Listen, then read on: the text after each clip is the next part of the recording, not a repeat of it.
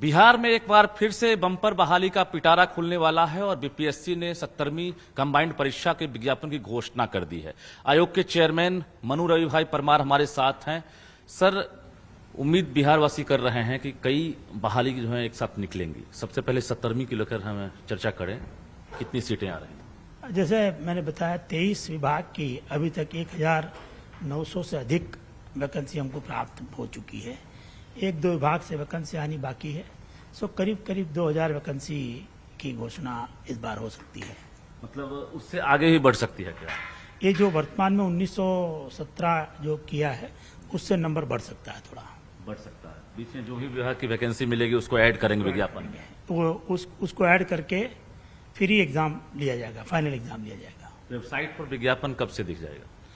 ये सोमवार तक हम लोग पब्लिश कर देंगे। रूरल डेवलपमेंट ऑफिसर के सबसे ज्यादा 393 पद है। इसके अलावा जैसे बताया बिहार प्रशासनिक सेवा के 200 पद हैं और डीएसपी की वैकेंसी के करीब 125 पद है। इसके अलावा 168 पद बिहार फाइनेंशियल सर्विसेज के, जो कि assistant commissioner commercial tax department में होते हैं, उनके पद है। तो ये मेजर लेवल 9 के पद है। इसके अलावा लेवल 7 के भी करीब 1200 के अधिक पद। पिछली कुछ एग्जाम में मुझे लगता है 1200 या 1400 के आसपास वैकेंसी हुआ करती थी। इस बार काफी सारे डिपार्टमेंट ने अपनी वैकेंसी एक साथ दी है, तो वैसी स्थिति में ये नंबर करीब 1900-2000 के आसपास हुआ।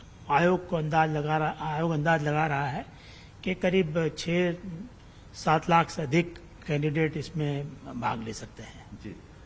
परीक्षा का पैटर्न क्या है? क्या कुछ बदलाव कर रहे हैं परीक्षा के पैटर्न में या फिर पुराने पैटर्न हो? परीक्षा का पैटर्न पिछले परीक्षाओं के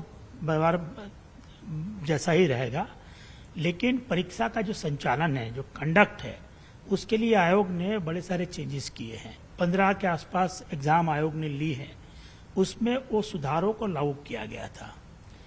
वही सुधारों में और कुछ इम्प्रूवमेंट को जोड़ के ये 70वीं संयुक्त प्रतियोगिता परीक्षा के लिए परीक्षा का संचालन किया जाएगा।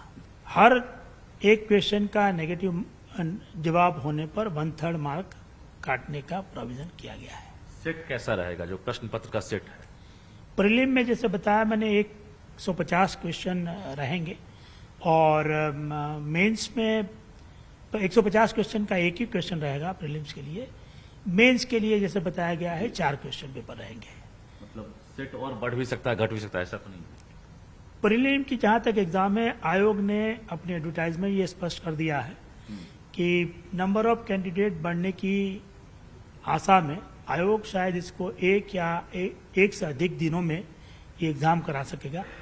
साथ ही साथ एक से अधिक प्रश्न पत्र का भी प्रयोग किया जाएगा। अगर पूरे राज्य में उतने आवासन की व्यवस्था नहीं है तो वैसी स्थिति में हमको 1 दिन या 2 दिन या 3 दिन एग्जाम करना पड़ सकता है। 6-7 लाख संख्या हो जाएगी। नंबर ऑफ अपीयरिंग कैंडिडेट अगर ज्यादा होगा तो वैसी तुलना में आयोग को 2 दिन एग्जाम लेनी पड़ सकती है। और देखिए TRE 3 की एग्जाम में टोटल करीब 87,000 से ज्यादा वैकेंसी है और वो सभी वैकेंसी पुरानी रिजर्वेशन पॉलिसी के आधार पर उसको किया गया था। तदनुसार विभाग को category war number of vacancy को कम्युनिकेट करना है। आयोग को जितना जल्दी ये कैटेगरी वाइज रोस्टर क्लियर होके वैकेंसी प्राप्त होती है, उतना जल्दी आयोग उस एग्जाम का रिजल्ट डिक्लेयर करेगा।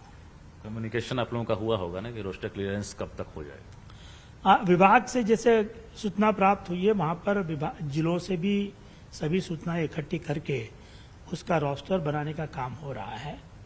अब कितना समय लगेगा वो मेरे लिए बताना ठीक नहीं है। लोग हमेशा कोशिश करता है कि एग्जाम के जितना जल्दी हो सके रिजल्ट डिक्लेयर कर दिया जाए। इस वाले में भी आपने देखा होगा पिछले दिनों सभी एग्जाम का हम लोगों ने फाइनल आंसर की भी दे दिया है। तो अब आयोग के लिए रिजल्ट डिक्लेयर करने में बहुत ज्यादा टाइम नहीं लगेगा। मतलब जैसे ही रोस्टर क्लियरेंस होगा आप जो है रिजल्ट दे देंगे? कितने दिन के बाद देंगे मोटा मोटी? करीब 2 से 3 वीक लगता है प्रोसेस पूरा करने में, क्योंकि 87,000 वैकेंसी है।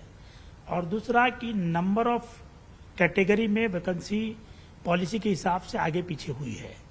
तो हर कैटेगरी में भी हमको रिजल्ट को एडजस्ट करना पड़ेगा और हर एक एग्जाम के लिए एडजस्ट करना पड़ेगा। जहां तक एडमिनिस्ट्रेटिव सर्विस का सवाल है, उनके सर्टिफिकेट को तो हम लोग इंटरव्यू के पहले ही जांच करा लेते हैं।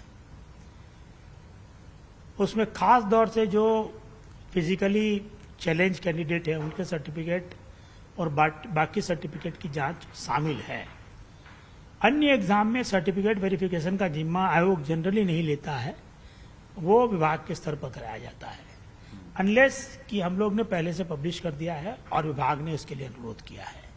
अगर पुरानी एग्जाम जिसमें एडवर्टाइजमेंट में लिखा हुआ है कि आयोग उसकी सर्टिफिकेट की जांच करेगा, उसके सर्टिफिकेट की आयोग जांच करेगा, लेकिन सर्टिफिकेट के जांच का काम एक बहुत बृहद काम है। उसमें बहुत बड़ी संख्या में मैन पावर की जरूरत पड़ती है, खास तौर से शिक्षा विभाग जैसे विभाग में जहां पर नंबर ऑफ वैकेंसीज दसियों हजार में है, तो उसके सर्टिफिकेट वेरिफिकेशन का काम संबंधित विभाग करे, वही करेगा। आप कह रहे हैं नहीं, देखिए, जो डॉक्यूमेंट वेरिफिकेशन की बात आती है तो वो तभी आती है जब कंप्लेंट प्राप्त होती है। उसकी एक प्रक्रिया निर्धारित है। अगर उसको आयोग के स्तर पर करना है तो आयोग वो सभी डॉक्यूमेंट का निर्धारित प्रक्रिया के हिसाब से वेरिफिकेशन कराएगा। मतलब इस बार आप श्योर हैं कोई गड़बड़ी नहीं होगी, ऐसा लग रहा है? नहीं, ऐसा हम नहीं कह शिक्षा सकते। विभाग हम ये नहीं कहेंगे कि गड़बड़ी नहीं होगी। आयोग पूरी तरह से उसकी जांच करेगा। अगर जांच उपरांत कुछ गलती पाई जाती है तो हम उसके ध्यान में लाएंगे और उनके कैंडिडेट पर आगे विचार करेंगे। या शिक्षा विभाग को फिर से फिल्टर करने की जरूरत है, ऐसा लग रहा है? आगे की एग्जाम के लिए शिक्षा विभाग फिल्टर करके भेज सकता है, बट जो टीआरई 3 के लिए लोग दे दिए हैं उनके लिए अभी उनके लिए करना दो मुश्किल है। महत्वपूर्ण सवाल, जब आपने कहा बैकलॉग सीटें नहीं जुड़ेंगी, तो जो सीटें मंगाई जा रही है या जो रिक्तियां मिलेंगी वो क्या होगी? वो कम्युनिकेट हमको नहीं है अभी।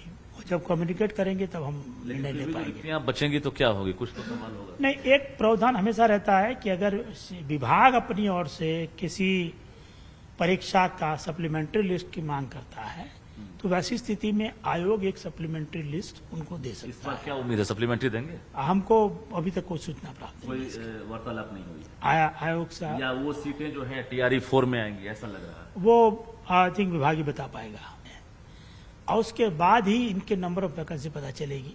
वो कम्युनिकेट होगी तो टीआरई 4 एक आखिरी सवाल, जो एग्रीकल्चर के द्वारा एग्जाम लिया गया था, एग्रीकल्चर डिपार्टमेंट का एग्जाम था, बीएओ का या बाकी जो पद हैं, उसका रिजल्ट कब आ रहा? उसके रिजल्ट में अगेन रिजर्वेशन पॉलिसी में जो चेंजेस आए हैं उसके कारण थोड़ा विलंब हो रहा है।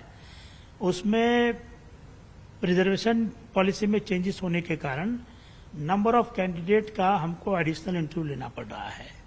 अब वो इंटरव्यू लेना अपने आप में एक प्रक्रिया है जिसमें हमको नए कैंडिडेट को 15 दिन का टाइम देना पड़ेगा। इंटरव्यू बोर्ड गठित करके उसके इंटरव्यू लेने में भी करीब हफ्ता 10 दिन 15 दिन का टाइम लगेगा। फिर उनके मार्क्स के साथ पुराने मार्क्स को मिलान करने के बाद ही अंतिम वरीयता सूची, अंतिम परीक्षा फल प्रकाशित किया जाएगा। तो वैसी स्थिति में रिजल्ट बनने में थोड़ा समय लग सकता है। मतलब फिर से इंटरव्यू के लिए शेड्यूल जारी करेंगे? फिर से उतनी ही वैकेंसी का इंटरव्यू, जितनी वैकेंसी नई पॉलिसी के कारण वो पर्टिकुलर श्रेणी में बढ़ेगी। जिनका इंटरव्यू एक बार हो चुका है उनको फिर से इंटरव्यू देने की जरूरत नहीं है। बहुत बहुत धन्यवाद। तो हमारे साथ बीपीएससी के चेयरमैन मनु रवि भाई परमार थे और महत्वपूर्ण जानकारियां दे रहे थे। बीपीएससी 17वीं परीक्षा से लेकर टीआरई 3, एचएम, हेड टीचर और एग्रीकल्चर तमाम डिपार्टमेंट को लेकर जानकारी दी है।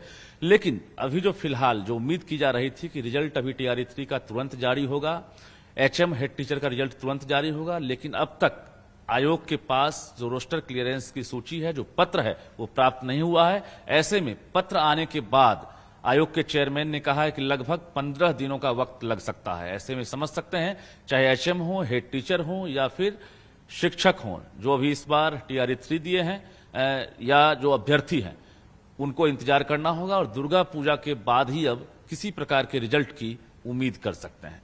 कैमरामैन दीपक के साथ रजनीश कुमार, न्यूज 18 पटना।